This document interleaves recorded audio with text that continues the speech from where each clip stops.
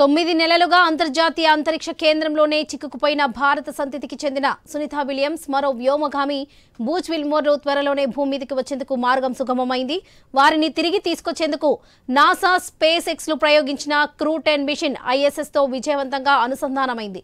ఆదివారం ఉదయం 9:37 ఈ ప్రక్రియ జరిగినట్లు నాసా వెల్లడించింది.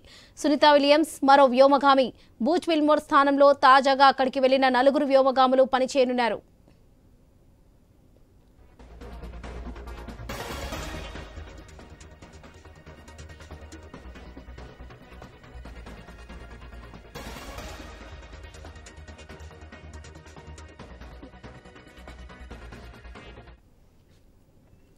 క్రూ డ్రాగన్ వ్యోమనౌక శనివారం తెల్లవారుజామున 4:37 అమెరికాలోని కెన్నడీ అంతరిక్ష కేంద్రం నుంచి ప్రయాణం మొదలుపెట్టింది.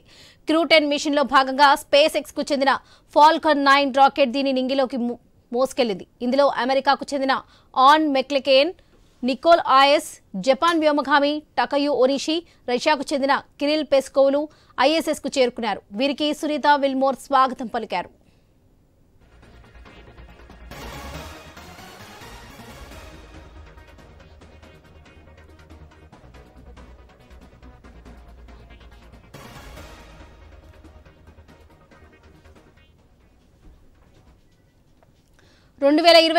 జూన్ 5న ప్రయోగించిన బోయింగ్ వ్యోమనౌక స్టార్ లైనర్లో వారు ISS కు చేరుకున్నారు. ప్రణాళిక ప్రకారం వ్యోమగాములు సునీతా విలియమ్స్ కు బూచ్ విల్మోర్లు వారం రోజులకే భూమిని చేరుకోవాల్సింది. అయితే స్టార్ లైనర్లో సాంకేతిక సమస్యలు తలెత్తడంతో వ్యోమగాములు లేకుండానే అది భూమిని చేరుకుంది. దీంతో వారు ISS లోనే చిక్కుకుపోయారు.